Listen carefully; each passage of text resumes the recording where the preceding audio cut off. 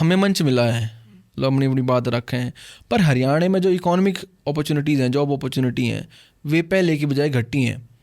जैसे उस हिसाब से देखा जाता है। Reliance is coming to Jhajjar, so will it affect us to take the step? ये कि अब नहीं, अब ये नहीं पता ना भाई उसका कि फॉल आउट क्या होगा। फॉर एग्जांपल ये बड़ा स्पेसिफिक चीज़ है कि रिलायंस ने मेट सिटी बना दी झज्जर में, तो जो लोग उड़े काम करेंगे आड़े के लोकल होंगे, बाहर आड़े होंगे, आड़े आड़े कुछ फ़ायदा होगा नहीं होगा। लॉन्ग मैं ये देख रहा हूँ कि देख बहुत लोग हरियाणा के जैसे डंकी मार के या अब बाहर जाने की कोशिश करते हैं। वो क्यों करें? या पंजाब में जैसे लोग जाते हैं, क्योंकि उन्हें अपनी स्टेट में अपॉर्चुनिटी इतनी लेवल की लागती को ना कि भाई आड़े इतनी जॉब अपॉर्चुनिटीज़ हैं, या जो उनकी एस्पिरेशन है उसको मीट करने वाले जॉब्स नहीं है। गुड़गांव में है पर उसके लिए आपके पास स्किल नहीं है।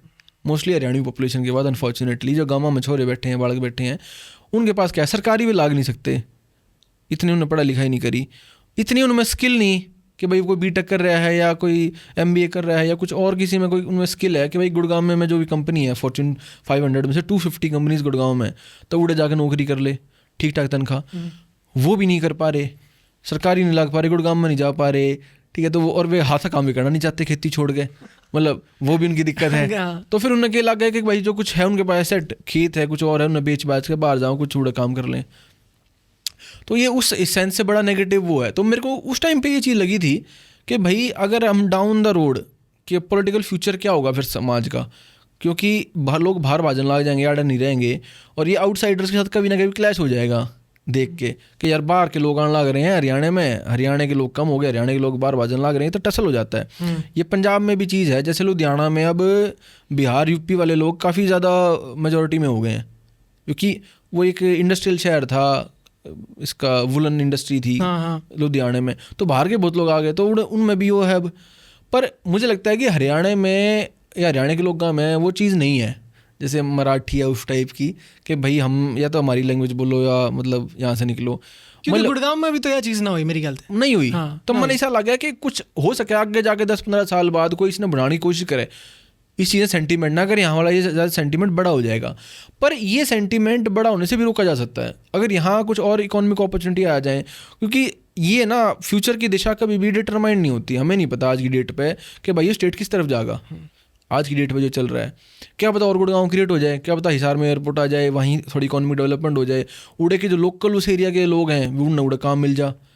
मतलब कहीं ना कहीं तो ये नहीं कह सकते कि भाई हमेशा ही डिस्पोंडेंसी होगी या हम नेगेटिव उस पर चल रहे हैं ये, लेकिन वो उस पर डिपेंड करता है कि आपका फ्यूचर कोर्स क्या होगा, आगे आने वाली भाई सरकार कुछ क्या कदम लेंगी, यूथ का माहौल क्या है, वो अगली वाली जनरेशन है उनकी थॉट क्या है, बहुत सारी चीज़ें इस पर चीज़ों पर डिपेंड करती हैं। एक चीज़ आपने नोटिस करी है निशांत भाई, जब भी मतलब किसी भी जगह का डेवलपमेंट हो है अच्छे खासे लेवल पे, वो जो है जगह, वो जगह रूरल नहीं रहती। ये क्योंकि अब ये महात्मा गांधी ने कहा था शुरू में, उसका उनका आइडिया था विलेज इंडस्ट्रियलाइजेशन का, कि भाई आप रूरल इकोनॉमी बेस्ड वो लगाओ। पर आप कभी भी इकोनॉमी की हिस्ट्री, अब हम हरियाणवी से हो गए आज थोड़ा इकोनॉमिक्स और पॉलिटिक्स से बातें कर रहे हैं, ये मेरा वैसे टॉपिक नहीं रहता, लेकिन चलो हम इसे बात कर रहे हैं। इफ़ यू आर इंटरेस्टेड, हाँ इफ़ यू आर इंटरेस्टेड, तो क्योंकि मेरे ख्याल से हरियाणवी पॉडकास्ट पे इन कोई इन चीज़ें बात ना करता इंडस्ट्रियलाइजेशन ऑफ हरियाणा और इन चीज़ों के बारे में। तो खैर ये बड़ी इंटरेस्टिंग चीज़ है ये जो आपने बात कही ना कि गाँव में क्यों इंडस्ट्री ना ला सकती, या फॉर एग्जांपल लूँ कि भाई लोगों ने शहर में क्यों आना पड़ा काम करने खातिर। देखो हरियाणवी जो इकोनॉमी थी ना 90s तक मोस्टली विलेज सेंटर्ड ही थी, पलायन उतना नहीं था गाँव में क्या, क्योंकि गाँव में जो आपकी डिपेंडेंसी थी वो खेत पर थी, खेती आपने पैसे दिया करती। सारी जो मेन एग्रीकल्चर जो कम्युनिटी है वो फार्मिंग कास्ट है, जाट है, राजपूत है, हीर है, यादव है, इवन और गुज्जर है, तो वे गांव में जिनके लैंड ओनिंग कास्ट हैं, ब्राह्मण है हरियाणा में, तो वे एक होया करते मेन जिनके पास खेत है वो उससे अपना रोजी रोटी कमाते थे। उनके साथ ही बाकी कास्ट जो थी उनकी उस काम में इन्वॉल्व होती थी, कोई साथ जीता खेता में, कोई और उसके अटैच काम करता था। तो सारी विलेज इकोनॉमी उसके अराउंड घूमती थी, खेता के अराउंड। वो आपका मेन एसेट था। दूसरा था एसेट जो आपका था वो थे आपके जानवर, एग्रीकल्चर और डेयरी। आप उससे का मतलब खाना पीना खाया करते, दूध बेचा करते आदमी। वो क्या हुआ 90s के बाद धीरे धीरे उसकी जो पैदावार है, एग्रीकल्चर रेवोल्यूशन ने हरियाणा उठाया 1960s-70s में, ग्रीन रेवोल्यूशन के बाद लोगों की यहाँ पैदावार अच्छी होने लगी, लोगों के पेट भरे, भुखमरी का दौर जो था बाकी इंडिया में जो था अंत हुआ, प्रोस्पेरिटी आई यहाँ 90s के बाद। लेकिन स्टैग्नेशन आ गई प्रोडक्शन में, एग्रीकल्चर प्रोडक्शन में। फिर लैंड होल्डिंग का साइज जो है ना हाफ होता गया। भाई मेरे जो 50-60 में जिनके बच्चे हुए, आपने देखा होगा हमारे माँ बाप के टाइम पे कि 5 बालक हैं कि 6 बालक हैं, तो हमारे दादा का जो 6-7 किले आम थे, भी किला रह गया 90s में आते आते, 2000 में आते आते। तो लैंड होल्डिंग का साइज़ इतना कम रह गया। अब 1 किले पर आदमी कितनी खेती कर लेगा, क्या कर लेगा, उसमें कुछ बचत ना होती। फिर मौसम की मार है भाई, उसमें फसल का नाश हो जाए है, तो इकोनॉमिकली वायबल अपॉर्चुनिटी नहीं रही। फिर थर्ड फैक्टर क्या रहा कि जो नई जनरेशन आई, मिलेनियल्स आई, 80s में पैदा हुए, 90s में पैदा हुए, उन्होंने देखा यार कि मेरा बाबू भी वो काम कर रहा था, मैं भी वो काम करूँ कि सारे आण मतलब खेत में बढ़ा रहा हूँ, गारा में बढ़ा रहा हूँ, नाका लाए जाऊँ। ऑल्सो निशांत भाई एस्पिरेशन चेंज होगी नई जनरेशन की, क्योंकि एक्सपोजर भी तो मिलने लग गया, एक्सपोजर हो गया, मीडिया बाकी चीज़ ना। उनने भाई पहले लोगों ने अपने न्यू आया था कि मेरे दादा के टाइम पे वे एक ज़िले से दूसरे ज़िले नहीं जाया करते, कभी ईसा भी मतलब हरियाणा के बाहर नहीं गए लाइफ टाइम। उन्होंने क्यों भाई, छोरी का ब्याह है थोड़े मतलब दूसरे ज़िले में हो गया मैक्सिमम, किसी बात में जाना है, बारात में जाना, इतना ही तो होया करता। तीर्थ आया भाई, हरिद्वार आंडे मतलब मैक्सिमम, या गंगा जी चले गए। हरियाणा के लोगों का इतना ही था, परमानेंट स्पोर्ट था उनका भी वो, अगर जाओ। हाँ, तो गांव के लोगों का इतना एक्सपोजर नहीं था बाहर कि भाई शहर भी जाना यार था भाई, अनाज में मतलब अनाज मंडी चले के अपना सामान बेचा है कुछ, या सामान लेकर आना यार था। तो सेल्फ सस्टेनिंग विलेज था एक तरीके से। फिर वहाँ प्रोडक्शन कम होने लगी, लैंड फ्रेगमेंटेशन हो गया, एस्पिरेशन जागी। तो उसके बाद आप देखो सबसे ज़्यादा पलायन ही 90s के बाद हुआ है। जो शहर जो बिल्कुल छोटे छोटे कस्बे थे वो बड़े शहर हो गए।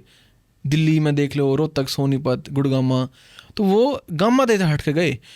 अब क्योंकि इंडस्ट्रियल हॉटस्पॉट्स कौन से हैं, शहर हैं। सारी इकोनॉमिक एक्टिविटी कहाँ है, शहर में। कोई दुकान भी खोल लगा, अब गांव में दुकान खोल लो, अब कितनी बिक्री होगी।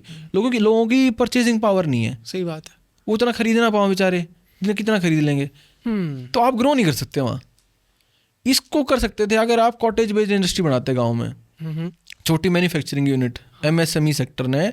अब विलेज बेसिस पे वहाँ के सरपंच को इन्वॉल्व करके, लोकल MLA को इन्वॉल्व करके, BDO को इन्वॉल्व करके उस गांव में कोई इकोनॉमिक अपॉर्चुनिटी जनरेट करो, कुछ ऑर्गेनिक फार्मिंग का करो, कुछ ये करो। तो गवर्नमेंट के कदम पर होता, कुछ गांव वाले अपने आप इनिशिएटिव लेते। सही बात है, तो ये होता, लेकिन ये नहीं है अनफॉर्चुनेटली। नहीं अगर होता है, जैसे गुजरात में मैं गया था, गुजरात में बड़ा अच्छा मॉडल है कोऑपरेटिव का, जो अमूल दूध है ना सारा, ये कोऑपरेटिव से निकला हुआ है। तो वो सारा सिस्टम क्या है वहाँ पे कि सारे गांव वाले जो मिलके है ना अपना दूध दे के जाएंगे इकट्ठा कलेक्शन सेंटर पे। वो फिर मेन जो है उनकी प्रोसेसिंग यूनिट में जाएगा, वो प्रोसेस होगा, थैलिया में पैक होगा, फिर सारे इंडिया में जाएगा। ठीक है, और उनको जितना है उसका हिस्सा बढ़ता जाएगा। तो एक सिस्टम उन्होंने बना रखा है। हरियाणा में कोऑपरेटिव मूवमेंट कभी सक्सेसफुली नहीं हुआ, क्योंकि टेंडेंसी यूजुअली हरियाणी लोगों की है to not cooperate with each other. भाई साहब, यूजुअली है ट्रुथ। ये इसलिए ना हरियाणा में कभी देखना, कभी गवर्नमेंट स्कीमें कामयाब नहीं होती इतनी। साउथ इंडिया में बहुत कामयाब होती हैं गवर्नमेंट की स्कीमें, कर्नाटका में। What's wrong with us? ये कहना बड़ा हार्ड है। मतलब हमारे यहाँ ना बड़ा इंडिविजुअल अपनी प्रॉपर्टी को लेके, जैसे हमारे यहाँ तो नाके पे लड़ाई कर लेंगे और डोले पे लड़ाई कर लेंगे कि इतना मेरा काट दिया खेत में, इतना इतना काट दिया, इतना हिस्सा ले लिया। मतलब इसी चीज़ पे घर के बाहर नाली में इतना पानी गिर दिया या नहीं गिरा, मतलब उस पर ही भी लड़ाई हो जाती है। तो थोड़ी कॉपरेशन की वो कम है। हिस्टोरिकल रीजन रहे हैं लोग में, उनमें कुछ हिस्टोरिकल बैगेजेस हैं अपने, जो भी है वो फिर अलग एक डिबेट हो जाएगा कि हरियाणवी से क्यों है चीज़ें। हाँ, वो भाई साहब, फिर वो टॉपिक पर से। हाँ, तो फिर हम एक दूसरे टेंजेंट पे चले जाएंगे।